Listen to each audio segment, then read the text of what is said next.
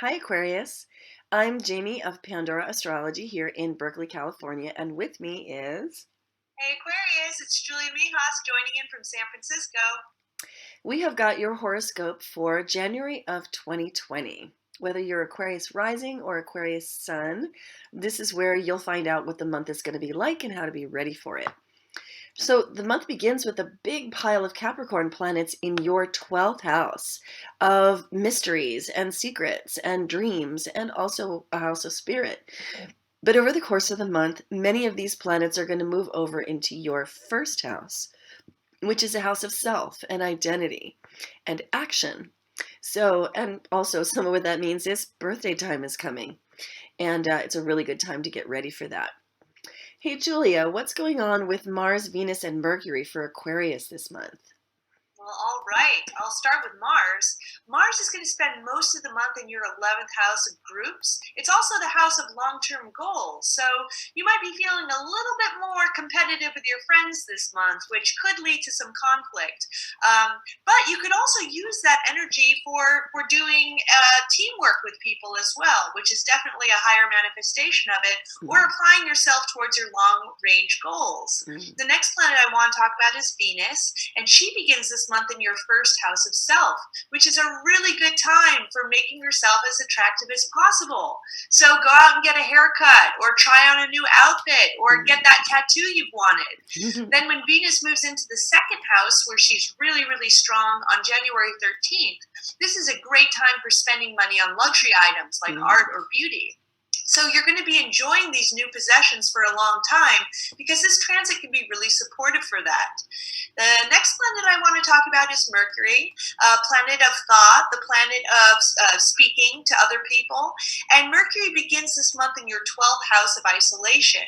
So Mm, you may not be so inclined to share your ideas with other people, and you might be doing your best thinking all on your own right now. mm, Then, when Mercury moves into the first house of self on January 16th, you're going to be a lot better about expressing yourself verbally than you were earlier in the month. And it's also a really great transit for finding your voice in any situation which you need to. mm, The last planet I want to discuss is the Sun, and the Sun begins this month in your 12th house, which is, again, a very hidden and spiritual house.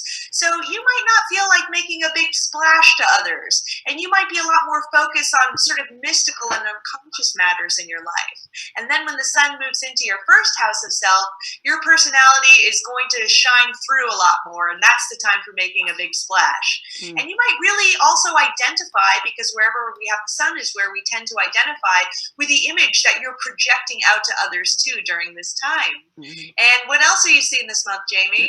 Well, I love I love talking to people when they're in their mop up period, their annual mop up period, which is what it is. As long as the sun is still back in Capricorn, it's that time at the end of the year. It's like the ragged end of the year where you're just kind of like, well, am I going to do it or am I going to ditch it? And knowing what is coming up in the new year is so important and valuable, so that you can start it, with a sense of momentum and an alignment with what is coming. So, and what that basically means is it's birthday time. It's time for your old year to fade away, and you're gonna have to cut some bait here and there. Stuff that you're just not gonna finish from last year, and that's okay. And then the new year is coming in, and it's starting to already bring up the people and the places and the things that are going to be your main preoccupation for the year. And the mop up period is when one feels that process going on. So I want to focus on January 10th because it's a really interesting day with a lot going on in it. So on this day, there are three different things that are all going on kind of at once. One of them is what I like to call Greater Epiphany Day. And that is where the Sun and Mercury form a conjunction. Mercury, which had been retrograde, has turned direct and is moving forward, catches up with the Sun in a burst of insight and clarity. This is a really great time for beginning new projects because you can have every expectation that they'll proceed forward with good momentum, they'll complete with clarity, and they'll do everything that they're supposed to do. And especially if they are writing projects or projects to do with the organizational structures of a business, those things are really advantaged on Greater Epiphany Day.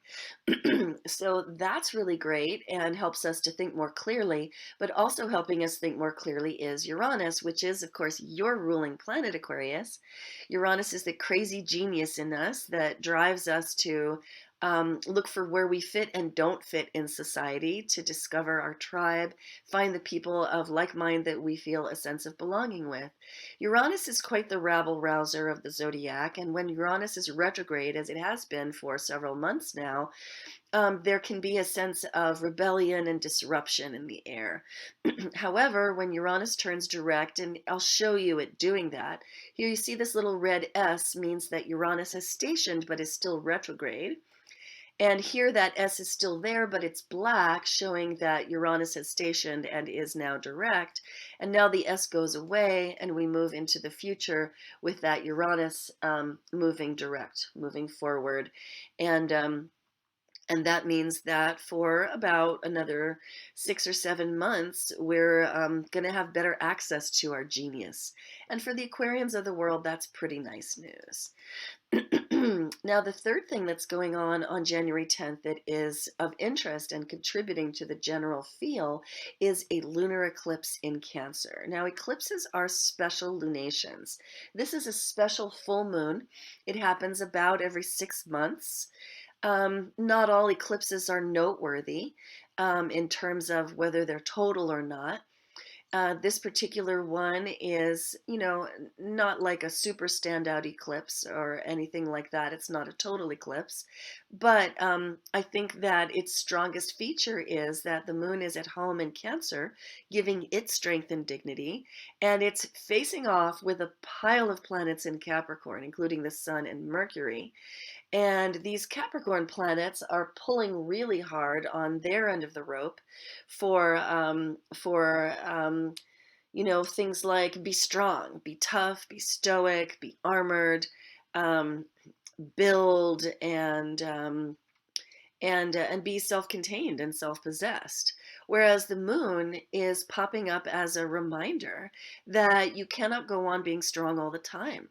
You've got to relax sometimes. You've got to notice that you have feelings, you have emotions, you have a home life, and these things have to be brought into balance.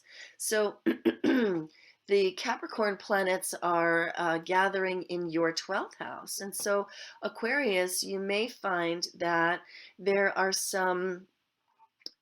there is a lot of activity going on in the hidden realms for you, the realms that are sort of behind you that you don't look at every day, the realms of the unconscious, of the subconscious. There's a lot of rumbling going on there, and a lot of sort of deep messages that are, probably subliminal in the sense that you're not necessarily hearing them, but you're under the impact of them. And those messages are saying things like be tough. Whereas this lunar eclipse comes along and reminds you in your everyday work life where you serve and where you give back that you have needs too. And there could be some drama kicked up there. So watch for that anywhere from about January 9th to the 11th in those 3 days surrounding the eclipse. You can find out more about that eclipse in our January 2020 news playlist, where you'll find a video dedicated to just that topic. Also there, you will find another video about the lunation that's coming up at the end of the month. It is a new moon in Aquarius. And new moons, and this one is not an eclipse. So we're ending eclipse season. You can be put that behind you. No worries anymore about eclipses for another 6 months. And so this new moon is much more unencumbered, shall we say, and it really contains the feeling of liberty because it's in Aquarius. And that's your sign. So it's really time for the planting of new seeds, new beginnings. And if January 24th is your birthday, then this lunation is going to be in your birthday chart for the whole year, saturating it with that sense of freshness, newness, planting seeds in the dark that will bloom later. So there's a certain element of faith that's implicit in that. Have faith that the seeds of intellect that you plant in Aquarius, an air sign, will eventually grow, and then do what it takes to water them, shine sun on them, fertilize them so that they can grow. And definitely more about that lunation in the January 2020 news list. If you've been watching this recording because you have Aquarius rising, then you might go and look up the horoscope for your sun sign too, and vice versa. You can always find our horoscopes at pandoraastrology.com/horoscope, or organized into a playlist for your viewing pleasure. And I really recommend that you get that birthday reading, Aquarius, so that you can get a jump on your new year. You'll find that Julie and I are both available, and we would love to see you. And I hope that you enjoyed this horoscope. We certainly enjoyed making it for you. Watch for next month's horoscope on our YouTube channel or on our website. And till then, we'll see you around the cosmos. Bye. Bye.